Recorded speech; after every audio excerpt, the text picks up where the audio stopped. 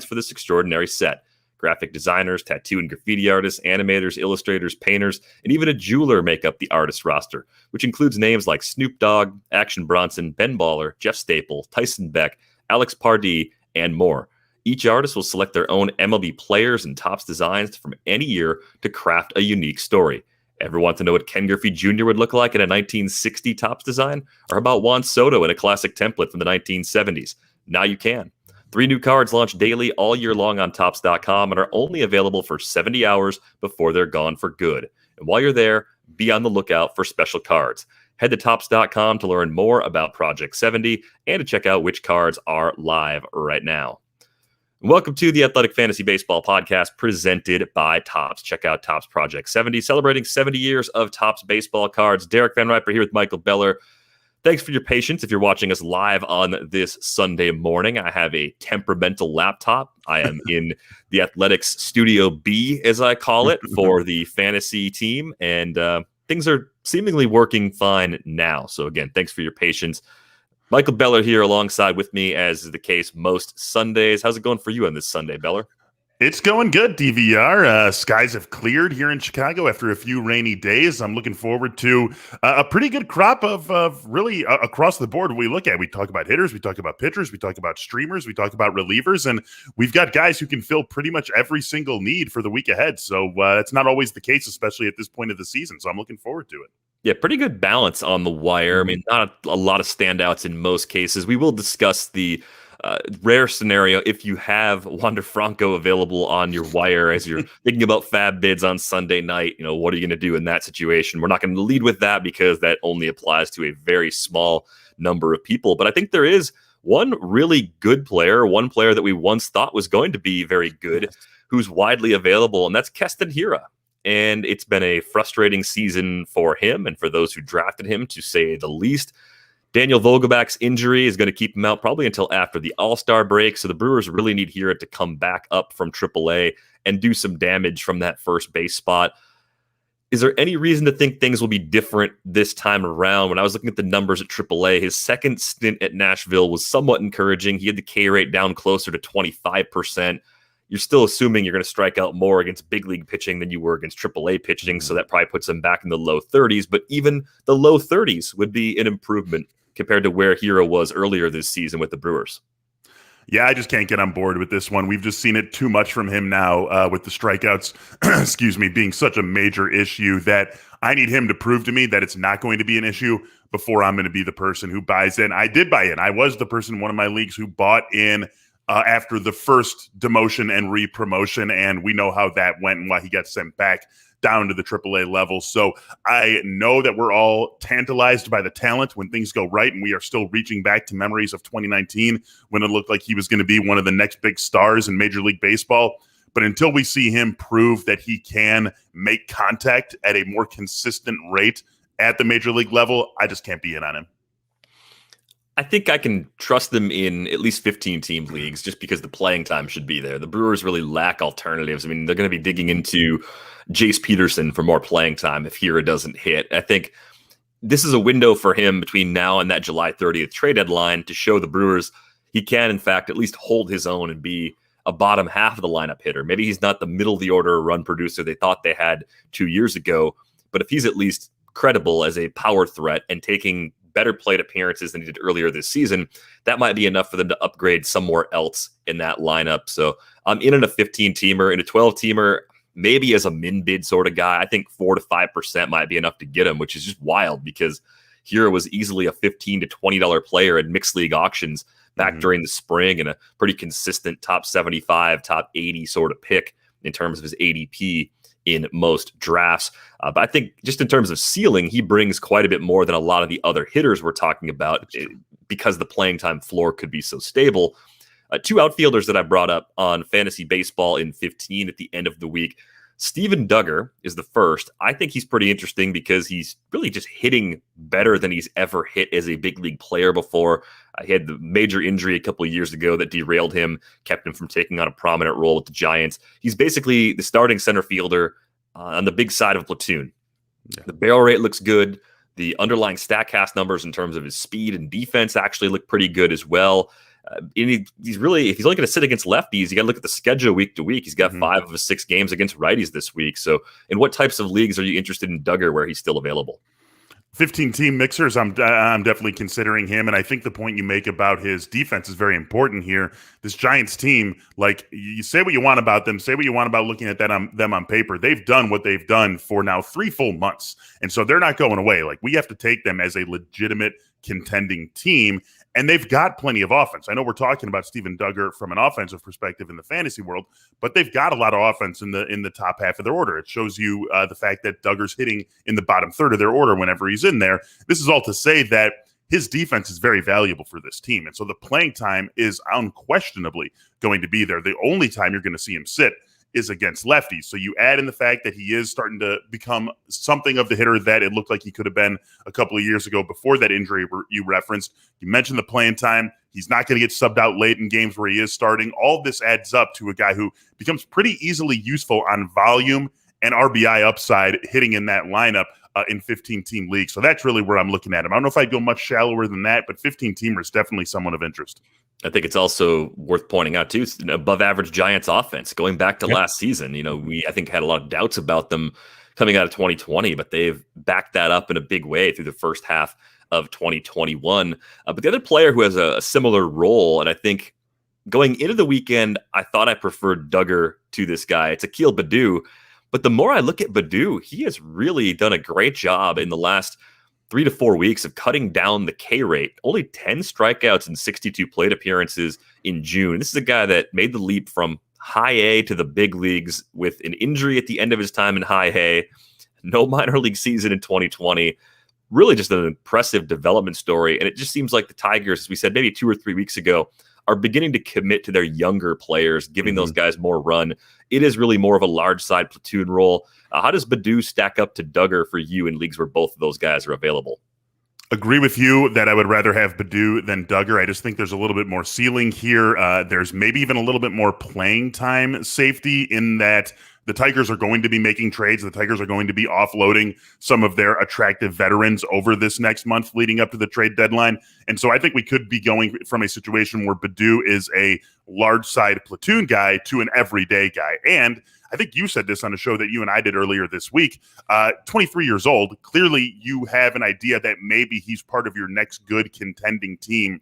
Why not find out how he can do with a consistent role against lefties in the second half of this season? It would be foolish not to find out what Akil Baddoo can do if he gets consistent starts against left-handed pitching. It would just be a very short-sighted move for this Tigers franchise. So I do think we're talking about someone who eventually, come July 15th or August 1st, whatever the case might be when the Tigers are making their moves, does become an everyday player. And so that puts him over the top for me with Duggar, but I still am interested in both these guys in 15-teamers. Yeah, I think they both can help you in just about every category. I think Baddoo might have an edge in batting average, believe it or not, as the season plays on too, which is something I wouldn't have expected to say back in April, just because we were talking about a guy making that massive multi-level leap and really just I thought he was going to be a little overexposed. He's proven me wrong to this point, and I'm happy to be wrong about it because it's an absolutely great story to this point. I would say Duggar and Baddoo in leagues where they're available, they're a notch behind Hiura for me. Obviously, they play different positions, but we're thinking more like 2 to 3% in a 15-team league for those two outfielders, and I think we're both in agreement. Baddoo slightly ahead of Duggar if you have your choice of the two. Some other bats that are out there, Michael Chavis is playing a lot more right now for the Red Sox because Christian Arroyo has been placed on the IL. And Chavis might be a little bit interesting to me even beyond this Arroyo injury because Bobby Dalbec still has not found his stride this season. I think if Chavis hits enough, there's a chance that maybe he picks up a little extra playing time at first base once Christian Arroyo is healthy again. Beyond that, though, too, you look at what Chavis has done to this point in his career, it's pretty steady power. A 242, 300, 422 line is nothing to get that excited about, but 24 homers and 586 big league plate appearances. He's struck out in about a third of his plate appearances thus far. Those were his first 586 plate appearances, though. There's reason to believe he might still get a little bit better. Where are you at right now with Michael Chavis, especially with 4 lefties on the schedule in a 7-game week for the Red Sox? Yeah, he's the guy who I would actually go after rather than Keston Hiura. And I know that feels silly because they have a lot of the same issues, but we just, we've been burned by Hiura in ways that we haven't been burned by Michael Chavis. And, I think that maybe there's something in that there. Maybe there's something emotional tied to wanting to lean on Chavis, even though he has some of the same fleas that Keston Hiura does. But I just think that you know exactly, like, the power is going to be there, as you said. And so when you're looking at guys of this nature, guys who are, going to be low-level contributors, but still low-level guys on your team, I just want to know that the reason I'm picking you up, you are going to be able to deliver. And I feel pretty comfortable that Michael Chavis is going to give me the power that I seek in going after him. Still a low bid. I'm still probably not going much more than 2.5% for him, but I think he's now part of that discussion in 15 teamers, especially with the boost in playing time that we're expecting for the reasons that you mentioned. Yeah, maybe a good case, I was saying 5% for Hiura if you want to go out and get him. A good case to lower that bid and just make Chavis a contingency option, because if you miss out, they are similar in skills. I do think Hiura could run a little bit more than Chavis. I don't think that's part of what the Red Sox really need or want to do, but it's a better supporting cast right now in Boston. You have a well above average lineup for the Red Sox. The Brewers continue to struggle to put runs on the board consistently, even with Christian Yelich back in that lineup. I feel like we're jumping around between infielders and outfielders, but really we're just talking about players based on the quality and expected value. Lars Nootbaar, probably the most interesting name we've discussed, literally on this podcast all season. Honestly, I didn't know Lars Nootbaar existed. And I think his playing time is going to dry up once Harrison Bader comes back, because they're obviously going to play Dylan Carlson every day. Tyler O'Neill has played at a level where he is absolutely locked in his share of playing time for the foreseeable future. But Nootbaar was putting up good numbers at AAA, a 329, 430, 557 line, 5 homers, 17 RBIs at a 13-17 walk to strikeout mark in 93 plate appearances. So really doing everything you're looking for in a possible valuable bat at the big league level. Is Nootbaar limited to NL only leagues for the most part just because of Bader's pending return? Or do you think you take a chance and say that maybe the Cardinals could get creative and find some other way to solve the problem to keep his bat in the lineup if he's hitting? I think he is 15-team mixed relevant as a short-term fix because of the Harrison Bader impending return. I'm with you. I think that playing time really does dry up. The nice thing is that I think he's an everyday guy until Harrison Bader comes back. With all the issues this team has had offensively, both for the entire season and even more acutely recently, I do think that he plays for them every day, probably hits in the bottom third of the order when he's in there, but the playing time is going to be there so long as Harrison Bader is out. So you look at that. I think he can be a contingent off of the outfielders we talked about earlier, Steven Duggar and Akil Baddoo. If I'm just in the market for outfielder who's going to play, I rank them Baddoo, Duggar, and then maybe a half step down as a contingent bid. I throw something in on Nootbaar, knowing that this isn't going to last forever because Harrison Bader's coming back and taking that spot back. And then, like you said, you can't really sit Carlson. You can't really sit O'Neill. I don't know if there's enough flexibility in the rest of the lineup to be able to find a way to get Nootbaar's bat in there. You always think you could stick a guy at first base, but obviously Paul Goldschmidt is there. So I do think that the playing time really goes away in a significant fashion, and actually wouldn't even be surprised if they sent him back down just to keep him playing every day, right? I mean, I think that would have to be something we would think about, but short-term ad, I do think he can be 15-team relevant and definitely NL only for sure. Yeah, I think the Nootbaar situation right now is a little bit like the Lamont Wade situation was a week ago when, we were looking at him and saying, well, we like the player and he can move around, and if he's got the time, play him, but he got sent down. Then Brendan Belt got hurt again, and now Wade's back up. So Nootbaar might just need an injury to get a more prolonged run of playing time. I would say he's a near min-bid sort of player, unless something happens on Sunday that significantly changes the look of that Cardinals outfield. 2 former prospects here as we get close to the end of our group of hitters. Shed Long playing a lot for the Mariners, getting a lot of that time in the outfield right now. He's just not doing much with it. Yeah. And I think that makes him pretty similar to the other guy. I'll throw his name on the screen if you're watching on YouTube. It's Bradley Zimmer. If you're not, I mean, 2 guys that once upon a time were more highly regarded as prospects. Zimmer's been through a lot in terms of injuries. I don't think I can really get a lot of value out of either of these guys unless we're talking about AL only formats. I mean, playing time obviously matters in every league, and the at-bats have been so empty from these guys that I can't trust them in most mixers. I'm totally with you here. And, Zimmer's going to run a little bit in the rare occasions that he does get on base. So if you're really hard up for steals, I could see making a min bid on him and just throwing him in there, hoping that he'll give you 3 steals in a week or something like that. But I really want something else out of these guys, and we're just not seeing it so far. So, yeah, AL only, sure. I'm probably not probably. I'm putting in my bids for my 15-team mixers later today, and neither of these guys are going to be on my list. Yeah, I found them falling short, even though I saw them pop as guys that were playing a lot more than they were even just a couple of weeks ago. I hinted at this up top. There actually are some people out there who are looking at their free agent list and they see Wander Franco, the correct Wander Franco, the one in Tampa Bay. There are multiple Wander Francos in the player pool, so tread carefully if you are searching. Make sure you get Chicago Bears Adrian Peterson all over again. Yep, we've dealt with this a few times in the fantasy community. So the simple question is, what do you do if Wander is actually available in your league? I mean, in years past, we've seen Juan Soto come up and mash. We've had Yordan Alvarez come up and basically match like Mike Trout type production as a hitter in his first half season. The loftiest of lofty expectations are on Wander because he is an elite prospect, but do you sink 80% of your remaining FAB, 50%? Like, what is your number? If assuming you don't have an amazing offense already where you kind of fall into that, let's just keep everybody honest and throw 25 or 30% out there. Like, how big are the bids for you in the handful of leagues where Wander's out there? First number that popped into my head was 80%. If you're going to make a move, you need to be realistic about what it's going to take to get him. You're going to have to be aggressive on this.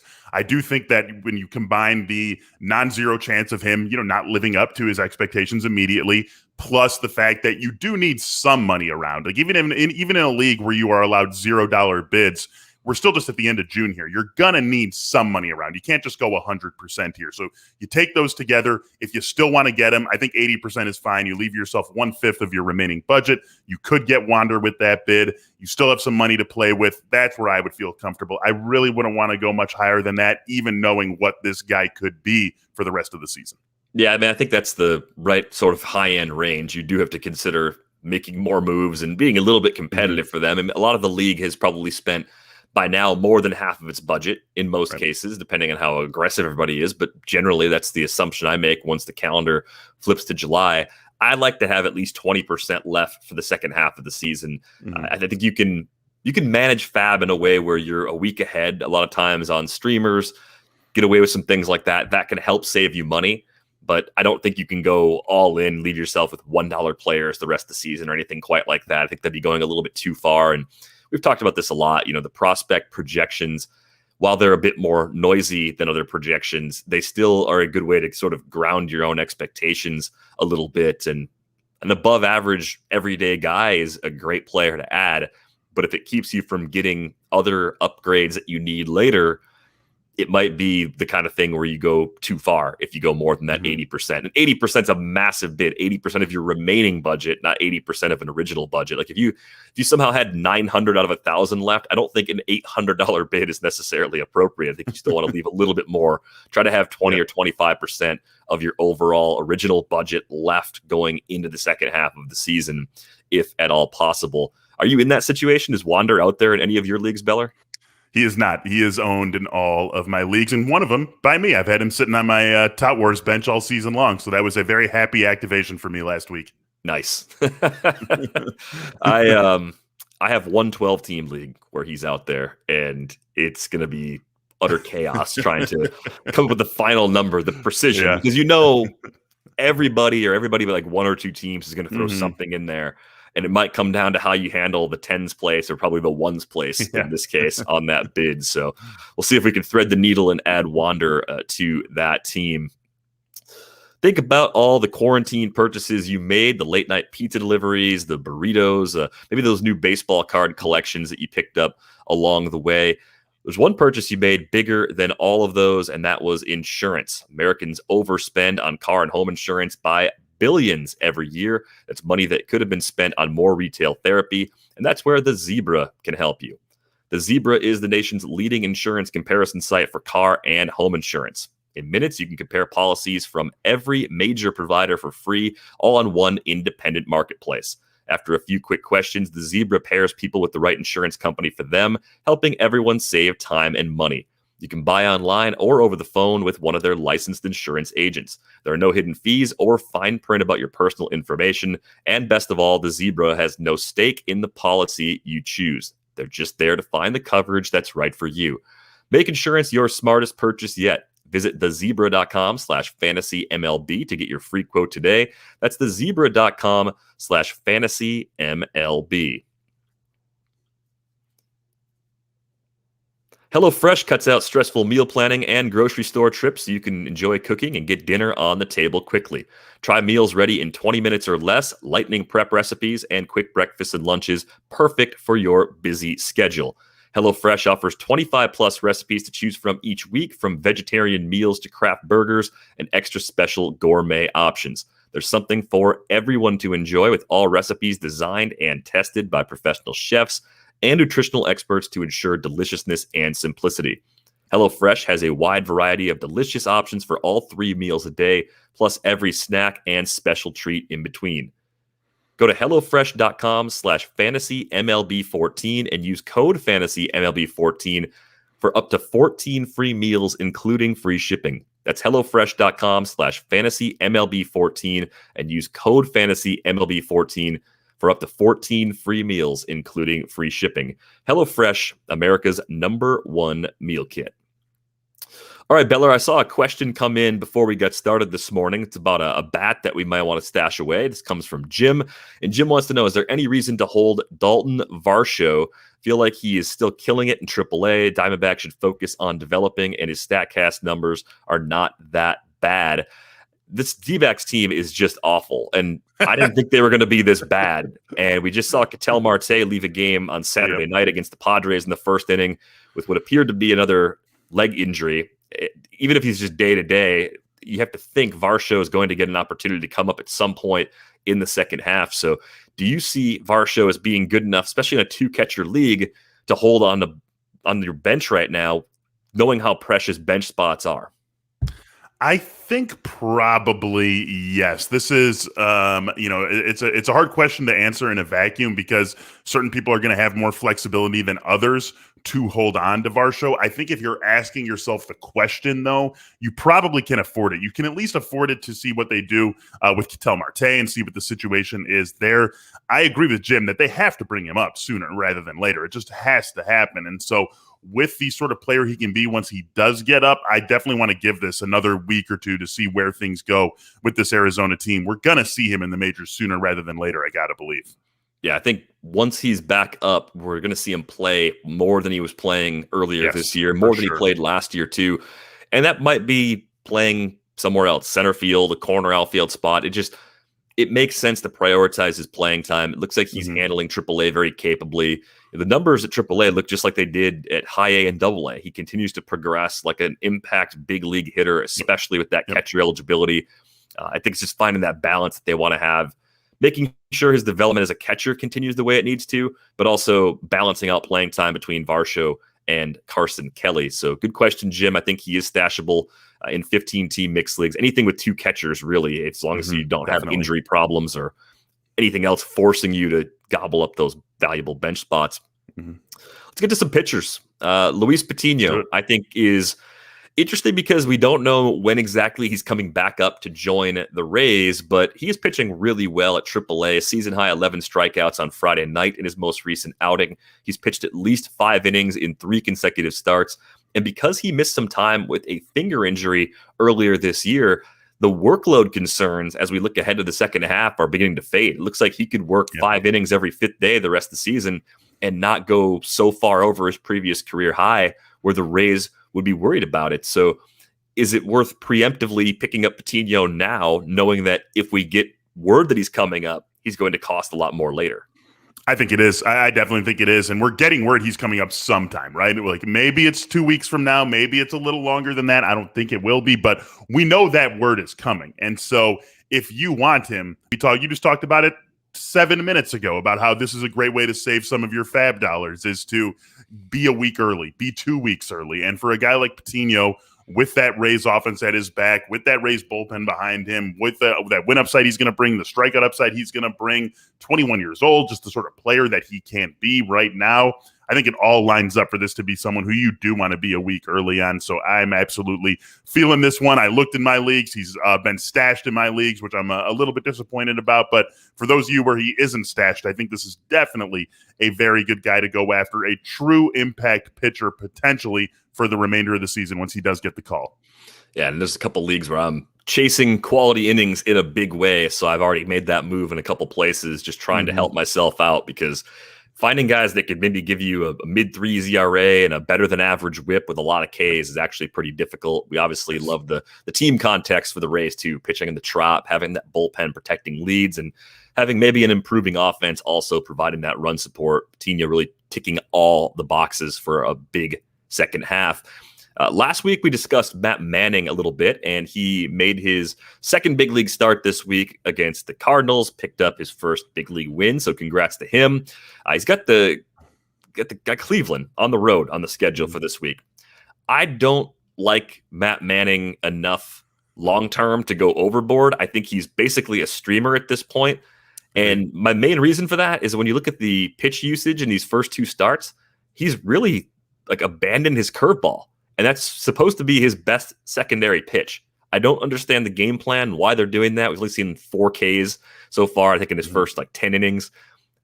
I'm tempted to say that I just don't want anything to do with him, but I do think Cleveland's offense is bad enough where if you're in a deeper mixed league and Manning is still out there, you could put him in our group of streamers for this week.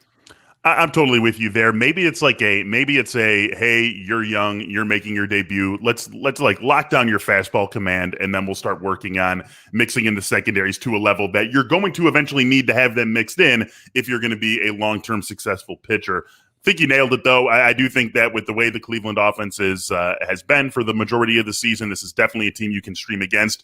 Maybe they get Franmil Reyes back before Manning takes them out against them. That's not going to change things hugely. And I'm saying that as the president of the Franmil Reyes fan club. Love the power, but it's not like this you go from wanting to stream against them to wanting to stay away from them if Franmil's back in the lineup for them, and he might not even be back in the lineup when Manning takes the ball. So definitely a streamer, but not a long-term solution for this season. Yeah, definitely playing it careful with Matt Manning at this point. Lots of 2-start pitchers, probably a better than average group of 2-start pitchers. Caleb Smith leading the way here at St. Louis, home against the Giants. And I know the Giants are not that pushover matchup we thought they could be coming into the season. They're actually a tough one, but the Cardinals have been more of that pushover matchup. And I think the combined strength of these two opponents is low enough where I think in at least a 15-team league, I'm in on Smith, because the problem with Smith is usually just health. From a innings quality and strikeout rate standpoint, he's generally good enough to be useful in mixed leagues as long as he's healthy. I'm totally with you, and I really want my nickname for him of the Postmaster General to hang on. Abraham Lincoln's Postmaster General was a guy named Caleb Smith, so I would love for that to stick for this version of Caleb Smith. 160 years later, whatever the case may be, but the real important thing here is that you are right in terms of health being the issue for him. And as long as he can stay healthy, he's going to miss bats. He's going to strike guys out. And this St. Louis lineup is really one that you can attack. You can probably feel the schadenfreude if you're watching us. You've got a Cubs fan and a Brewers fan talking about this. So not sad to say that the Cardinals lineup is one that you can definitely take advantage of. And I think Caleb Smith, with the way he's pitched, with the way that he can get those strikeouts racked up, this is a nice one. I'm very happy to take that San Francisco matchup, knowing that I also get the St. Louis one. Yeah, I think Smith is the Postmaster General. I don't know if that's going to stick, but I will say, I'll put this on the record. If it wasn't obvious with that nickname suggestion from Beller, if you're ever building a trivia team and you want someone who knows 19th century history better than anybody I know, he's the guy. You don't want me on your team. You want Beller in that case for sure. I think that kind of solidifies it. Let's go to Garrett Richards here for a moment. I don't think he was anyone's Postmaster General at any point in the past, but I can't say for certain. How much of the appeal of Garrett Richards is just the pitcher he used to be? Because I think we're starting to see he's not that same guy anymore. These matchups aren't bad at all. Home against the Royals is good. At Oakland, doesn't scare me. I know there's some people that don't like messing with the A's, but it's a pitcher-friendly environment. So even though I don't expect him to be vintage Garrett Richards, even though he is seemingly struggling to adjust to the enforcement of the sticky substance rules, I think I actually like Richards as a cheap 2-start option for this week just because of these matchups, even with his flaws. Yeah. It's a volume play. It's a good volume play. That's really where we're at with Garrett Richards. When he gets lined up with 2 starts like this, then he is interesting. In almost any other circumstance, I don't think he's interesting. It is the appeal of the guy that he used to be with the Angels and the guy who we thought he was going to be before health really interceded in what was becoming a very promising career. This is a volume play and a good volume play. Happy to make it. So I do think he can be someone who you're going after if you need some quality innings this week. Speaking of quality innings, we might have an option from the Reds, Wade Miley. He's better than people realize. I say that almost every time he comes up. Both starts are at home. It's Phillies and Cubs, so it's not cakewalk matchups at all, but I think he's good enough to use it with 2 home starts because he rarely puts himself in trouble. Like Miley's just one of those effective innings eaters that can get deep into games and set himself up for a couple of wins. I mean, you could come away with 2 wins and maybe 10 strikeouts over these 2 starts. If the ratios aren't bad, you're pretty happy with that. Yeah, Richards' matchups are better. Miley's the better pitcher, and so that's always an interesting battle to look at. I 9 times out of 10, I'm going to go with the guy who I think is the better pitcher, and I think that that will be the case for me here too. I would rather have Miley. If I can only have one of them, I'll take Miley with the slightly worse matchups against the Phillies and the Cubs because he's just a better pitcher, flat out, than Richards. So both guys are attractive, but you're right. Miley is a little bit better than he gets credit for, and probably because he's been a better pitcher in the second half of his career than he was in the first half of his career. We thought we had a handle on the sort of pitcher he was, and he reinvented himself a little bit. So I do like this. I think this is a very nice 2-step for Wade Miley. I don't know off the top of my head what his starts, what his matchups are the week after this, but definitely the sort of guy who could stick around beyond just these matchups against the Phillies and the Cubs. I think he's more widely rostered in 15s because the volume plays a little better in that format, but I think he's out there in a good number of 12s. And I would agree with you. I would take Miley over Richards in situations where both are available. I do like Caleb Smith a tick more than both because I think there's a little more ceiling in any given start. Yeah. I think he sort of combines the two. Like maybe we haven't seen the absolute best of Caleb Smith yet, the way we have from Garrett Richards, and maybe he can match Miley just in terms of volume and consistency in these next few weeks. Let's talk about Michael King for a second. Matchups aren't terrible. Home against the Angels, home against the Mets lineup that is getting healthier. Michael King has taken a little step forward from where he was at last year. The ratios aren't too bad to this point. I think he's still more of a 15-team guy, whereas all these other guys we've talked about so far, I would at least consider in a 12. 5 pitches with command. It's hard to find guys with arsenals that deep who actually locate pretty well. So do you think Michael King is maybe just a little overshadowed because he's a Yankee and he's just not one of those big names, and he wasn't a highly regarded prospect either? Yeah, it's an easy guy to dismiss, and especially when you come in as a non-highly regarded prospect. And I mean, we've been now sitting for like 2 decades where it's just like the AL East, it's an impossible place to pitch. You've got the Yankees, you've got the Red Sox, you've got a pesky Rays team. Now we have this Blue Jays offense, and it's easy to write those guys off. So I think the thing that I find most interesting about King is the fact that he's got the 5 pitches with command. It's just something that you don't see a ton of, and it makes you feel as though he can be a useful guy beyond this because he has the confidence to throw those pitches. And if something's not working, he has other things he can go to. He's not totally dead in the water if his best secondary isn't working for him in a given night because he has other things that he can lean on. And you like to see a guy like that taking some obvious steps forward in the way that King has, as you referenced. So definitely part of this discussion. Like Miley better, like Smith better. I could see going for King before going for Richards because of just the way that they seem to be, ships passing one another where King is ascending and Richards is descending a little bit. I do worry about the fact that Mets lineup is getting healthier. They got Michael Conforto back. They've got Jeff McNeil back. We know Brandon Nimmo is coming back this week, so they'll have him back at the top of the order, that on-base machine. But I still think King is someone who you can be thinking about in 15-teamers. Yeah, and I think one thing I would point out, if you think about King versus Richards, Richards is home against the Phillies next week for his only start. So it's not like you're going to feel good about that outing. You're not going to use King for his start after the 2-start week either. He's got the Astros, and we're not messing away. with the Astros with guys that are on the wire right now for the most part. But I do think he was worth a mention because he has exceeded my expectations to this point. And so is this guy, Chris Flexen. He's got the Jays on the road, but then he's got the Rangers at home. And that second one is so tempting that it's like trying to push me into a bad decision for the first start. The optimal solution, of course, if you play in a league where you can split it and just only use him for the start home against Texas, great, stream him there and keep him way far away from your active lineup against the Jays. But in weekly leagues, do you see enough in Flexen where you actually want to take the chance on that tough matchup to get the easy one? I don't. I just don't want to mess with that. With that Toronto team. George Springer's back. I mean, we are now seeing the fully formed Blue Jays, and Vlad's hitting everything, and Marcus Semion's been the best free agent signing of this entire offseason. Like, I just don't want to mess with the Blue Jays. So as good as that Texas matchup has been, as better as Flexen has been compared with our expectations for him, I just can't mess with that Blue Jays matchup, so I'm taking a pass here if I have to play him in both. All right. Well, I'm glad that it wasn't just me having some sort of weird anti-Chris Flexen approach to looking at that and just going, I just don't trust it quite enough. I feel bad missing out on an opportunity to use any pitcher against the Rangers, but can't take on that start against the Jays just to get there. It's just a little too much to actually pull that off. This episode of the Athletic Fantasy Baseball Podcast is sponsored by BetterHelp. Is something preventing you from achieving your goals? BetterHelp will assess your needs and match you with your own licensed professional therapist.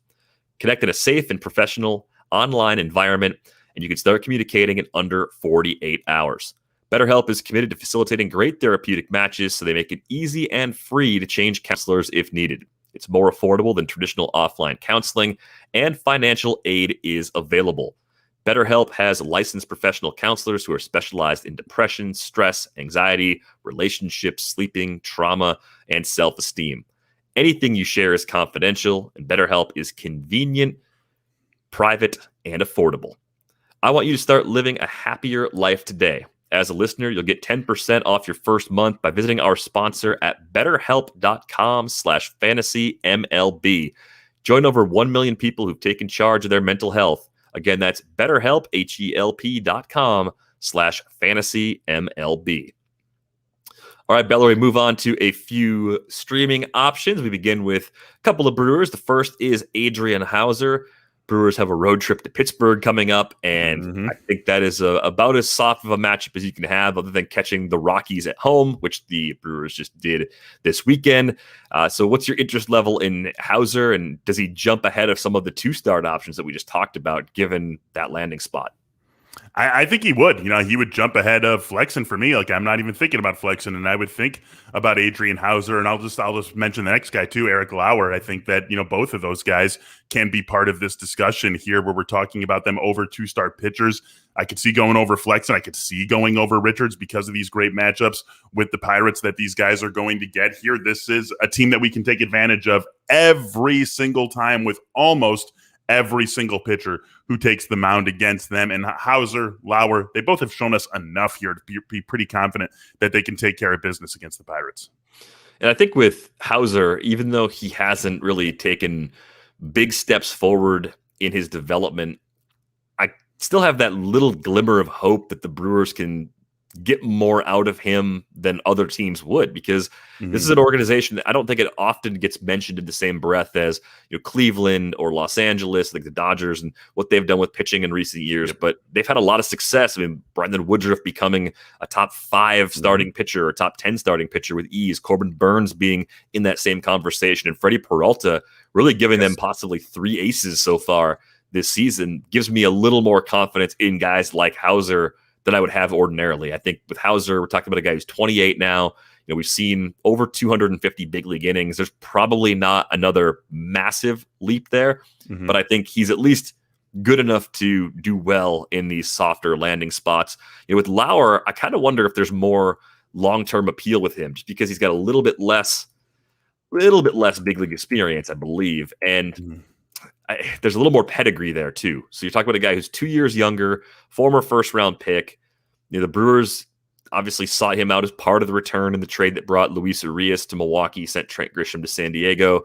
But the results to this point in Lauer's big league career, he's actually thrown more innings than Hauser, have been worse. So if you're looking at those two straight up, is it Hauser over Lauer or Lauer over Hauser for you?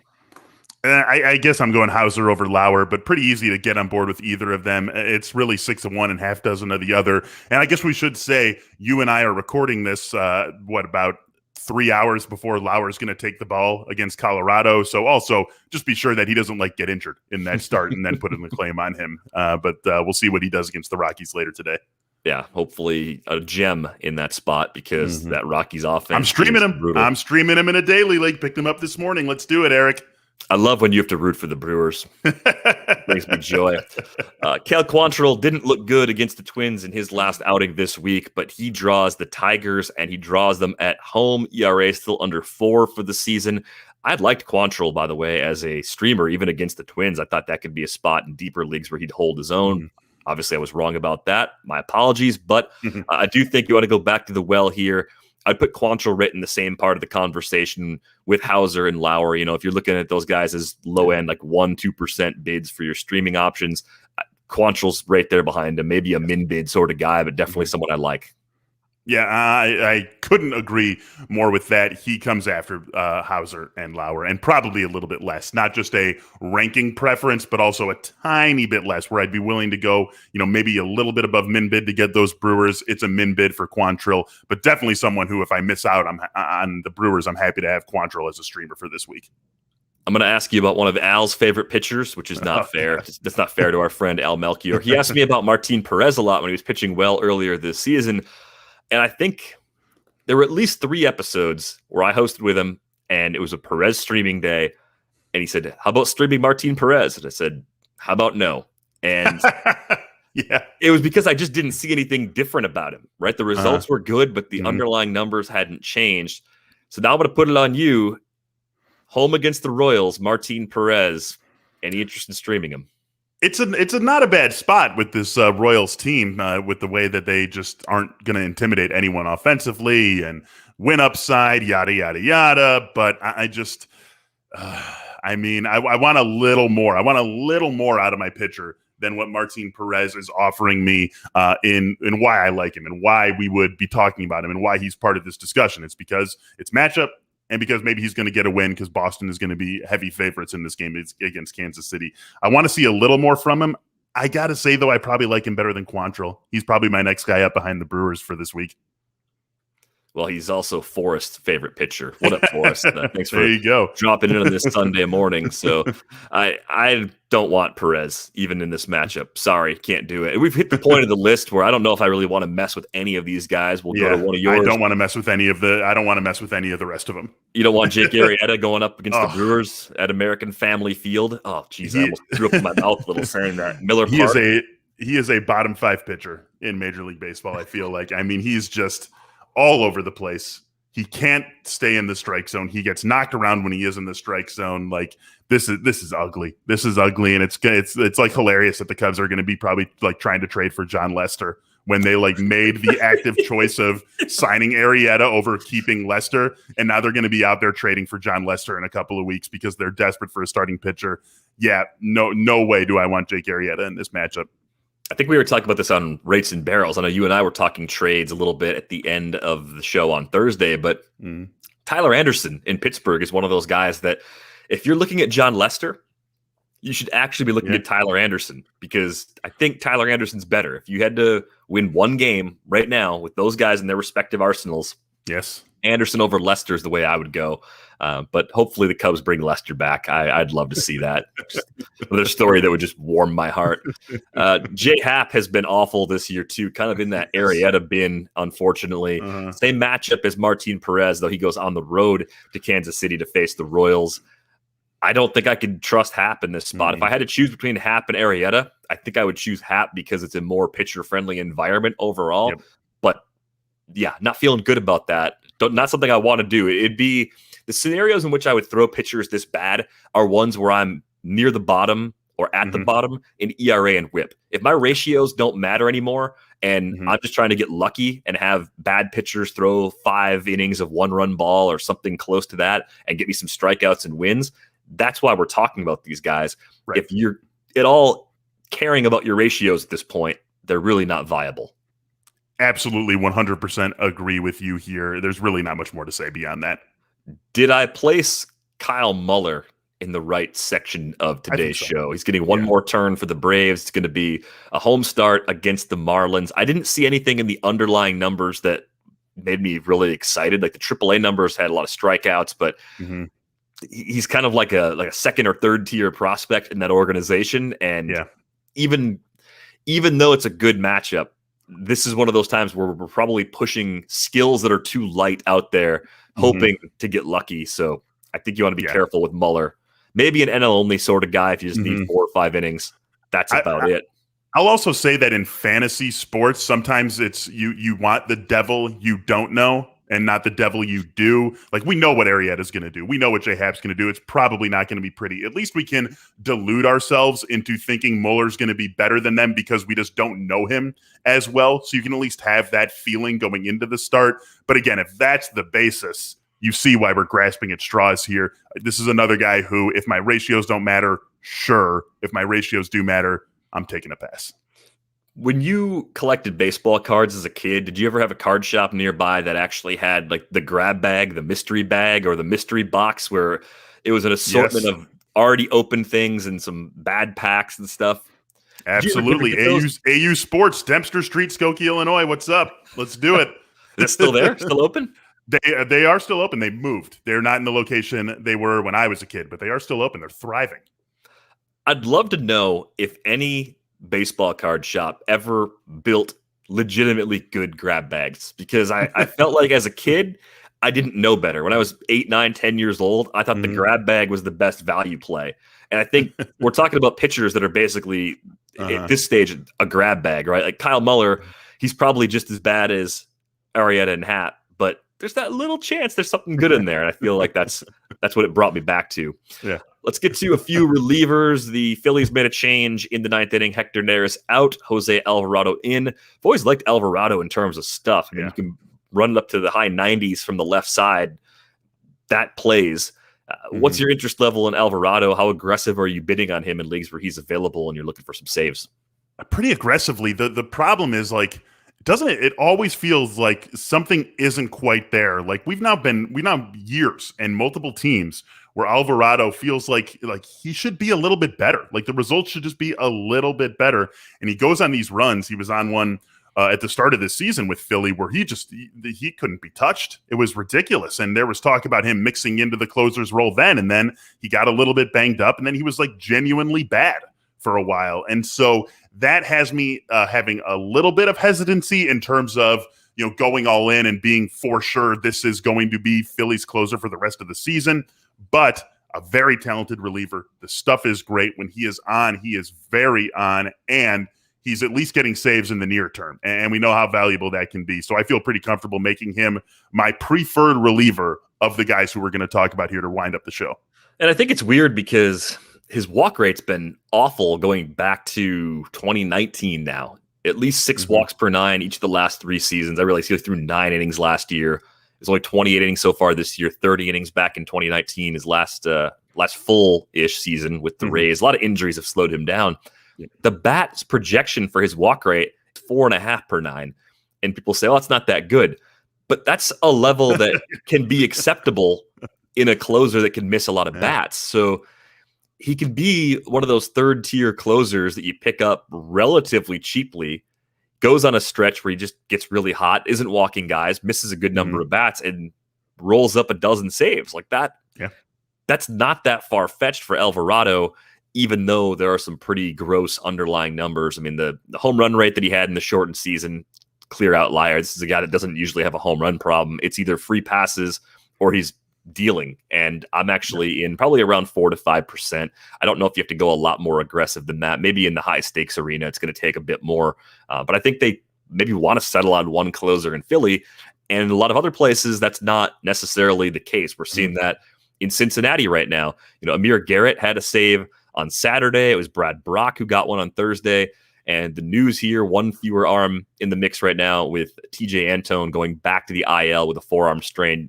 Unfortunately, that looks like it's going to be maybe a situation that leads to surgery since it's a second stint on the IL with that injury. Garrett might still be out there in some leagues. He's been on and off rosters a bit in recent weeks. Brach is probably available everywhere. I mean, I don't even know how many people out there knew he was in that Cincinnati bullpen outside of Reds fans. So what's your interest level in Garrett and Brach compared to Alvarado?